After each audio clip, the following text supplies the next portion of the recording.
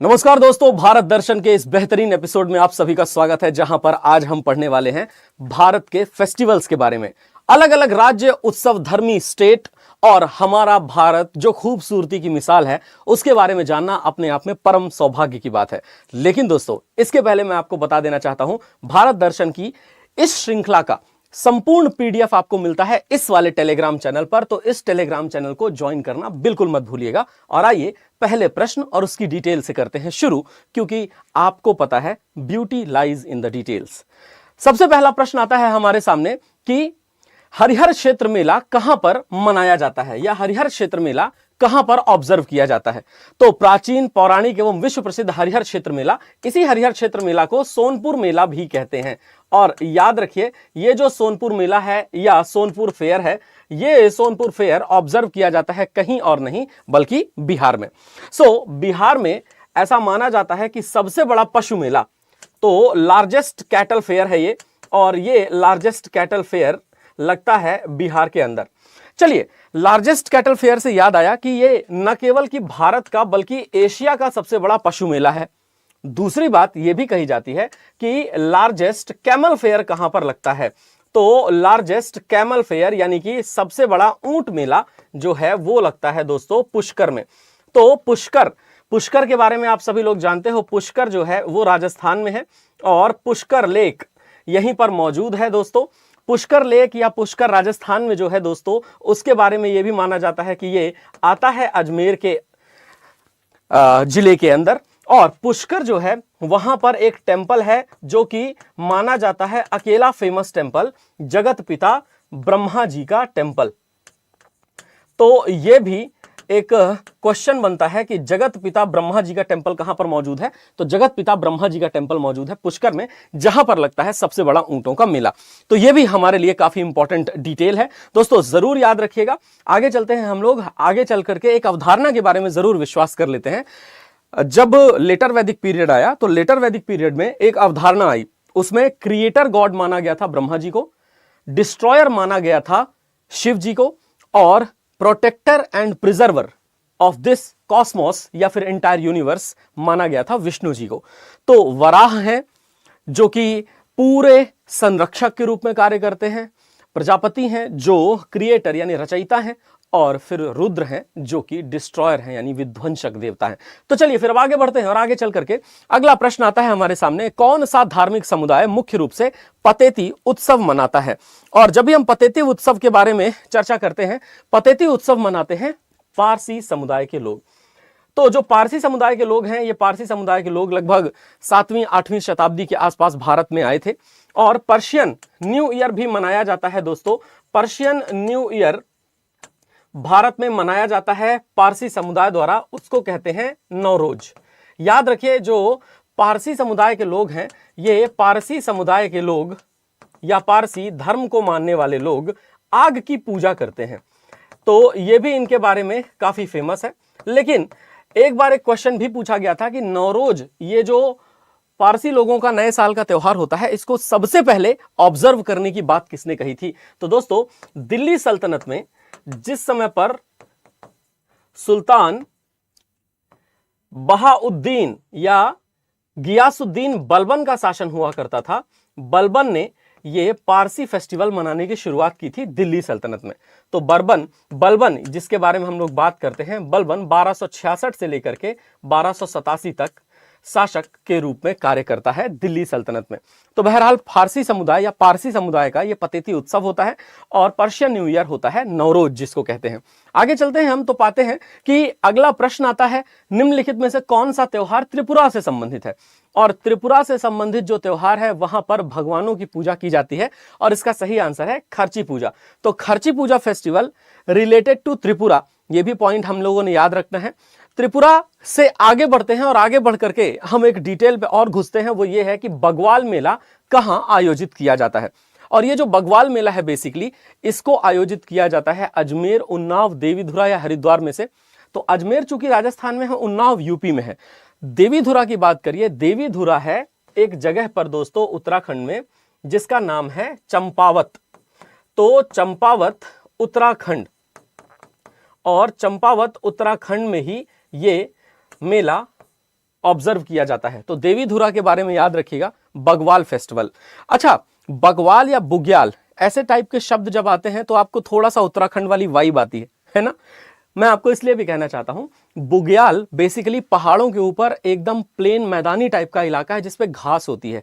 तो कई बार ये क्वेश्चन पूछा गया है, हिमालय के ऊपर वाले इलाकों में, in the upper side of the Himalayas, जो एक प्लेन घास वाला पोर्शन है, उस प्लेन घास वाले पोर्शन को क्या कहा जाता है? तो अपर साइड ऑफ हिमालयाज में प्लेन घास वाले पोर्शन को हम बुग्याल के नाम से जानते हैं। वो भी हमारे लिए इंपॉर्टेंट पॉइंट बनेगा।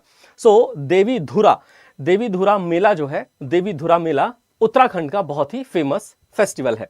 चलिए और आगे बढ़ते हैं।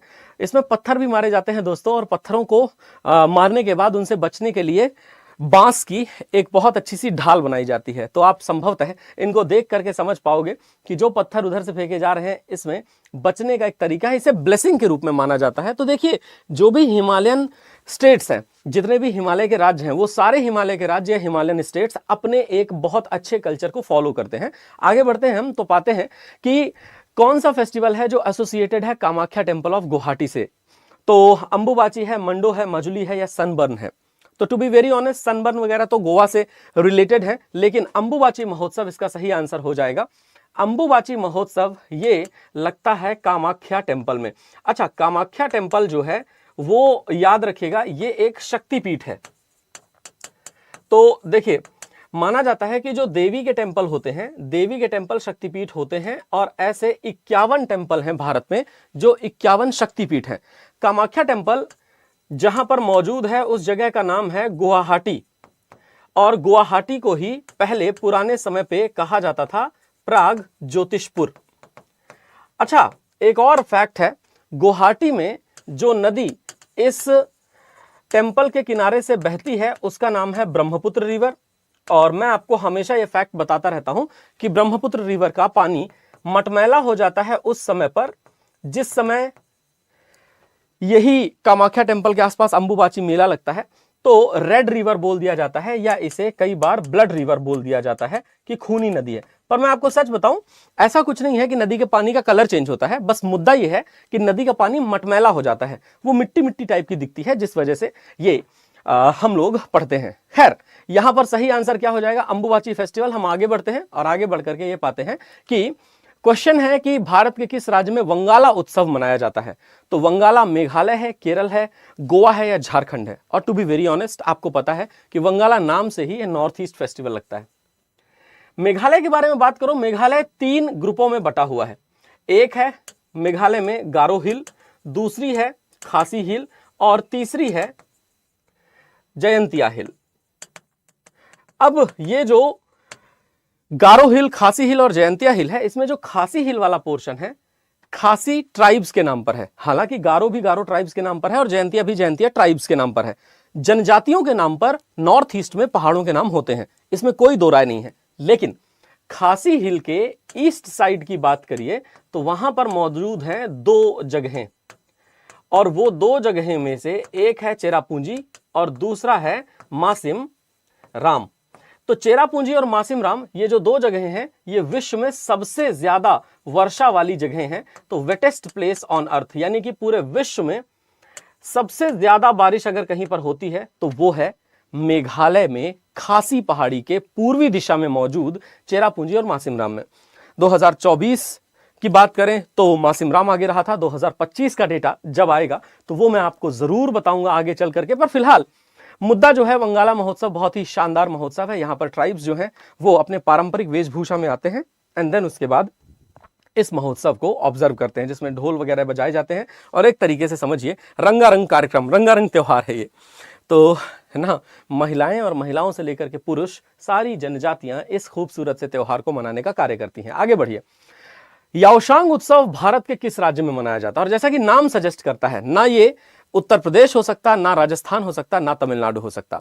यहीं पर अगर हम 4 ऑप्शंस केवल नॉर्थ ईस्ट स्टेट्स के रख दें तो ये कठिनाई बढ़ेगी। लेकिन चूंकि याओशांग फेस्टिवल नाम से ही क्लियर है कि यूपी, राजस्थान, तमिलनाडु हो नहीं सकता, तो स्वाभाविकतः ये मणिपुर हो जाएगा।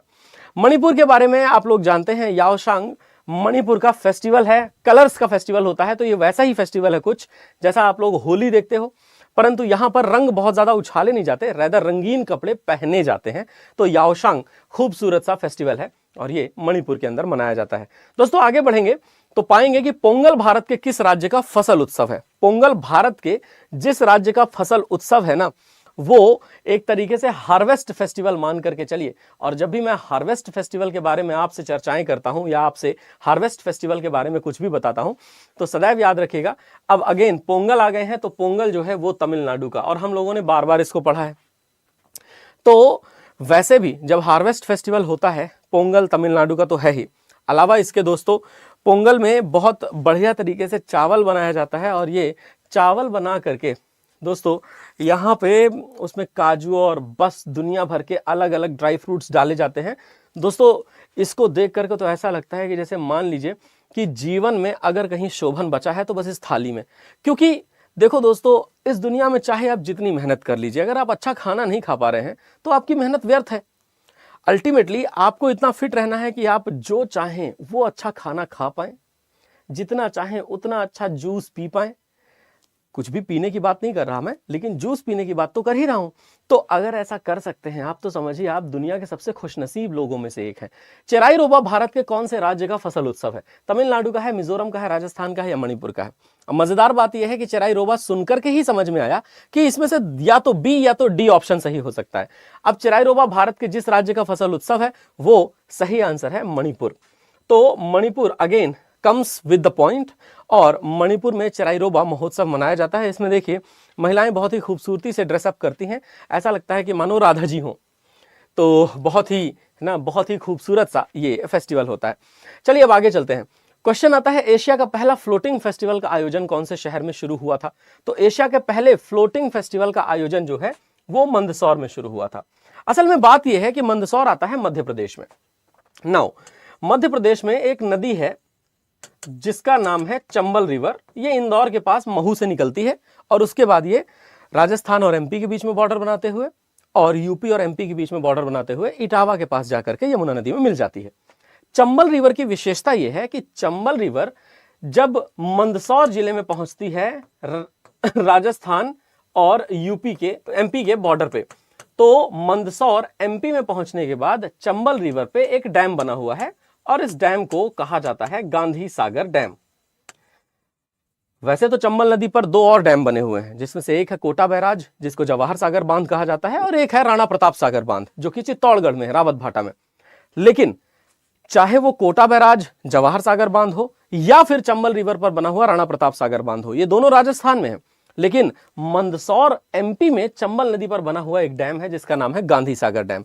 और ये गांधी सागर डैम पे दोस्तों याद रखिए मंदसौर में ये फ्लोटिंग फेस्टिवल आयोजित किया गया। तो इस तरह से फ्लोटिंग फेस्टिवल जो है वो कुल मिलाकर के यूं समझिए कि जैसे खेल कूद और खेल कूद से साथ जुड़े हुए ऐसे लोगों का महोत्सव बनता है, जहां पर गांधी सागर डैम के आसपास वाले इलाकों में मंदसौर में खूबसूरती से लोग सेलिब्रेट करते हैं। एक और मजेदार बात यह है कि आप जब इतिहास को पढ़ोगे, हिस्ट्री को पढ़ोगे, तो हिस्ट्री में आपको मिलता है एक जसपुर इंस्क्रिप्शन। और ये जो जसपुर इंस्क्रिप्शन है या जिसे हम लोग कहते हैं जसपुर शिलालेख, वो जसपुर शिलालेख भी काफी रेलेवेंट है मंदसौर में ही मिला था। आगे बढ़ते हैं तो एक और क्वेश्चन आता है दोस्तों। क्वेश्चन आता है कि दुर्गा पूजा कौन से राज्य का महोत्सव है? और दुर्गा पूजा तो बिल्कुल नहीं सोचना, क्योंकि अगर इसमें सोचा भी तो गलत है। ये वेस्ट बंगाल का महोत्सव है, बिना सोचे इस पर टिक किया जा सकता है। जब नवरात्रे आते हैं उस समय पर 9 दिन लगातार दुर्गा माता की जिस तरह से पूजा होती है दोस्तों, वो कमाल है। बंगाल की उत्सव धर्मिता कमाल है। बंगाल के लोगों का जो प्रेम है माँ काली और माँ दुर्गा के प्रति, वो कमाल है। चलो दोस्तों आगे बढ़ते हैं तो पाते हैं कि कौन से भारतीय राज्य में पालकी त्योहार मनाया जाता है। दोस्तों गोवा है, तमिलनाडु है, महाराष्ट्र और आंध्र प्रदेश है। इसका सही आंसर पालकी त्योहार मनाया जाता है महाराष्ट्र में। तो Maharashtra is very famous. Maharashtra महान राष्ट्र से निकला है। इस जगह की नींव रखने में सबसे महत्वपूर्ण भूमिका अगर किसी ने निभाई थी तो उनका नाम था छत्रपति शिवाजी महाराज। तो ये बात आपको याद रखना है कि शिवाजी महाराज के समय पर महाराष्ट्र को एक वो दर्जा मिला मराठा लैंड का, जो दर्जा महाराष्ट्र काफी दिनों से ढूंढ भी रहा था। बहरहाल, सूरजकुंड अंतरराष्ट्रीय शिल्प मेला का उद्घाटन कौन से राज्य में किया जाता है या किया गया है? तो मैं आपको एक बात बता दूं, सूरजकुंड ये जो अंतरराष्ट्रीय शिल्प मेला है ये फरीदाबाद में, याद रखिएगा, ये फरीदाबाद में होता है। और फरीदाबाद सूरजकुंड अंतरराष्ट्रीय शिल्प मेला, ये आप लोग जरूर याद रखेंगे। उड़ीसा, तमिलनाडु, असम या हरियाणा में से सही आंसर इसका हो जाएगा फरीदाबाद। आगे चलते हैं, एक और जो हमारे सामने प्रश्न आता है उस प्रश्न को भी हम करने की कोशिश करते हैं। प्रश्न ये है दोस्तों कि बताएं, Sangai festival is celebrated in which of the following states. Sangai महोत्सव जो है ये कौन से, है ना, किस जगह पर ऑब्जर्व किया जाता है, कौन से जगह पर मनाया जाता है? तो देखो दोस्तों, संगाई जो महोत्सव है, संगाई महोत्सव को ऑब्जर्व करते हैं मणिपुर में। और मणिपुर और नॉर्थ ईस्ट के जो स्टेट्स हैं वो बड़े उत्सव धर्मी हैं, उनके यहाँ अपने लोकल फेस्टिवल्स बहुत सारे हैं और इनके बारे में आर्ट एंड कल्चर में क्वेश्चंस जरूर पूछे जाते हैं, इसलिए आर्ट एंड कल्चर काफी इंपॉर्टेंट हो जाता है। Ganga Sagar Mela has started in which state. Ganga Sagar Mela कौन से राज्य में मनाया जाता है या होता है? तो दोस्तों इसका सही आंसर है पश्चिम बंगाल। पश्चिम बंगाल में लगता है गंगा सागर मेला। ये एकदम पोर्ट वाले इलाके में ही ऑलमोस्ट जाकर के लगता है, जहां हुगली भगीरथी नदी जाकर के समा जाती है सुंदरबन डेल्टा में, बंगाल की खाड़ी में। तो वो वाले इलाके की बात मैं आपसे पर्टिकुलरली कर रहा हूं।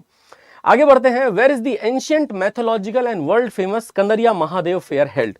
विश्व प्रसिद्ध कंदरिया महादेव मेला कहां पर आयोजित किया जाता है? प्राचीन, पौराणिक एवं विश्व प्रसिद्ध कंदरिया महादेव फेयर। तो देखो, कंदरिया महादेव फेयर के बारे में आप याद रखिएगा। एक तो कंदरिया महादेव का मतलब होता है गुफा के महान देवता, और ये मैं आपको हमेशा बताता रहता हूं कि खजुराहो में राजा धंग और राजा विद्याधर ने इन खूबसूरत मंदिरों में कंदरिया महादेव मंदिर को बनवाया था। Khajuraho is the right answer, और ये जो खजुराहो सही आंसर है, खजुराहो में ही विश्व प्रसिद्ध कंदरिया महादेव मेला लगता है। एक और बात है दोस्तों, खजुराहो फेस्टिवल भी खजुराहो में ही लगता है, तो ये भी आपको याद रखना है,